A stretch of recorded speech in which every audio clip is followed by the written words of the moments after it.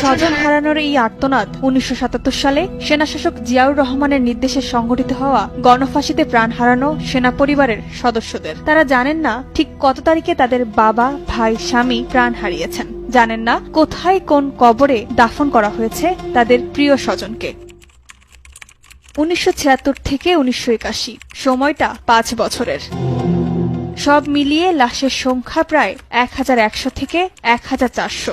জোরপূর্বক ক্ষমতা দখল থেকে শুরু করে তথাকথিত অভ্যুত্থান কিংবা সামরিক বিচারের নামে দেশপ্রেমিক সৈনিকদের হত্যা, স্বাধীন বাংলাদেশের ইতিহাসের এই কালো অধ্যায় ৪৬ বছর পুরনো।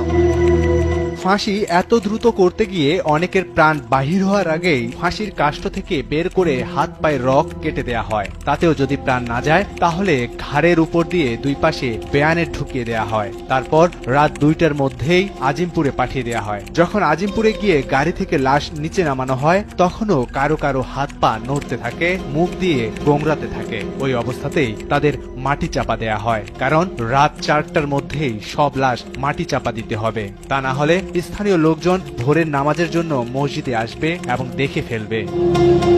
রক্ত পিচ্ছিল অন্ধকার বয়ে সাংবাদিক ও গবেষক জায়েদুল আহসান এভাবেই মেজর জেনারেল জিয়াউর রহমানের সামরিক শাসনামলের অনালোকিত অধ্যায় তুলে ধরেছেন। ২১শে এপ্রিল তিনি যে রাষ্ট্রপতির দায়িত্ব নেন তখন তিনি ছিলেন প্রধান সামরিক আইন প্রশাসক। যে একজন সেনাপতি নিজে নিজেকে রাষ্ট্রপতি ঘোষণা করেছেন, এটাও একটি আইনের ব্যত্যয়।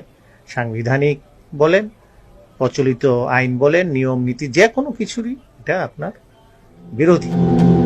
কেবল ক্ষমতা দখলই নয়, জিয়াউর রহমান নিজের স্বার্থে দেশের সংবিধান, আইন কানুন, সামরিক বাহিনীর বিধি অবৈধভাবে বারবার পরিবর্তন এবং জারি করেছেন বলে জানান এই সাংবাদিক ও গবেষক। দোষীদের বিচার করার জন্য যে ট্রাইব্যুনাল গঠন করা হয়েছিল, সেই ট্রাইব্যুনালগুলো নিয়ম মাফিক গঠন করা হয়নি, কিন্তু এই ট্রাইব্যুনালগুলোতে সাধারণ সৈনিকদেরকেও অন্তর্ভুক্ত করা হয়। জিয়া ট্রাইব্যুনাল গঠন করলেন, সেই ট্রাইব্যুনালের একটি সংশোধনী আনলেন। ওই সংশোধনীতে বলা হলো ট্রাইব্যুনাল যা রায় দিবেন সেইটাই, এর কোনো আপিল করা যাবে না। পাশাপাশি এমন সংশোধনীও আনলেন যে তিনি কোনো ডিফেন্স লয়ার, মানে তার পক্ষে কোনো আইনজীবীও নিয়োগ করতে পারবেন না। তারপরে সংশোধনীতে আরেকটি লাইন যুক্ত করা হলো, যদি কখনো এমন হয় যে ট্রাইব্যুনালের বিচারক আপনাকে নির্দোষ প্রমাণ করে মুক্তি দিয়ে দিয়েছে, তখন প্রধান সামরিক আইন প্রশাসক যেটা বলবেন সেটাই জাজমেন্ট হবে।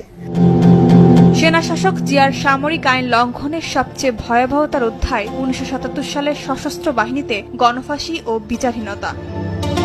বিচার করার সঙ্গে সঙ্গে আপনার জাজমেন্ট হয়ে গেল, একদিনেই মামলা, একদিনেই জাজমেন্ট।